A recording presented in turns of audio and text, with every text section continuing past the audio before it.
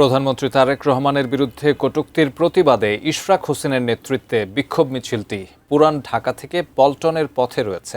আমরা সরাসরি চলে যাচ্ছি সেখানে।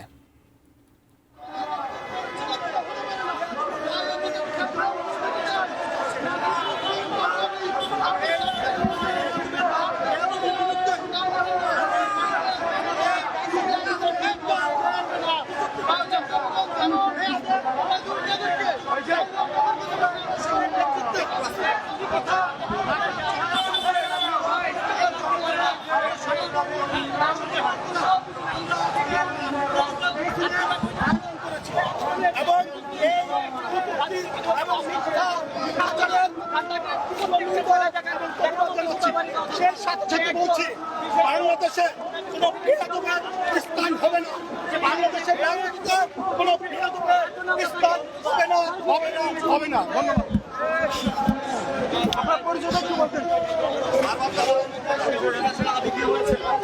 ভাই একটু বলবেন যে এই নাসির উদ্দিন এনসিপিতে যুক্ত হওয়ার পরে এই জুলাই গণঅভ্যুত্থানে তাদের যে আকাঙ্ক্ষা ছিল সেটির একটা বিশ্লেষণ করবেন এবং প্রধানমন্ত্রীকে নিয়ে যেভাবে কটূক্তি করেছে সে বিষয়ে তার পরামর্শ কি? আসলে এই 24-এর গণঅভ্যুত্থান আপনারা জানেন, 24-এর গণঅভ্যুত্থান ঘটিত হয়েছে ছাত্র জনতা, আমি আবারও রিপিট করছি, ছাত্র জনতার সমন্বয়ে আমাদের এই 24-এর গণঅভ্যুত্থান ঘটেছে।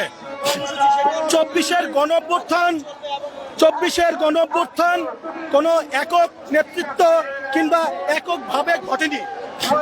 আমরা বলতে চাই এই 24-এর গণঅভ্যুত্থানকে, 24-এর চেতনাকে বিক্রি করে যারা বাংলাদেশে বিশৃঙ্খলা সৃষ্টি করতে চাচ্ছে এবং বাংলাদেশের রাজনীতিকে বেয়াদবের রাজনীতিতে পরিণত করতে চাচ্ছে, তাদের বিরুদ্ধে আমরা সব সময় সোচ্চার থাকবো ইনশাল্লাহ।